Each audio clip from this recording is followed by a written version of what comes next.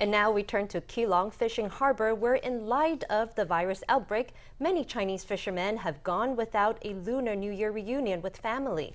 Whether for fear of catching the virus in China or fear of time lost in quarantine on the way home, hundreds have simply stayed in Taiwan and worked through the holiday. Dressed in a white hazmat suit and a mask, this worker disinfects the quay and the boat. Not a single inch is left untouched. The Coast Guard is on hand to measure the temperature of every single person who lands at the port. Only those with a normal temperature are allowed off the boat.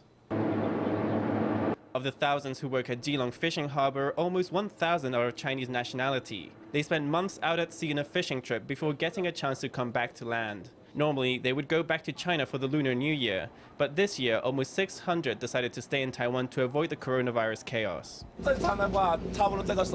Normally, we'd go home around this time, but there was no way this year, whether you like it or not.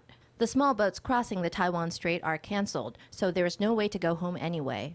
Fishermen were afraid that they might catch the virus on the trip home, or that on the way back they'd be held in lengthy quarantines. So many chose just to stay in Taiwan and keep working. It's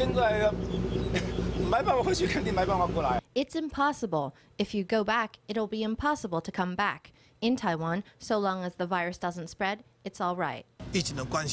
Many fishermen didn't want to go home because of the virus or were afraid to. News is faster here. You can keep up with it faster on your phone, maybe faster than in China. So they're also very worried.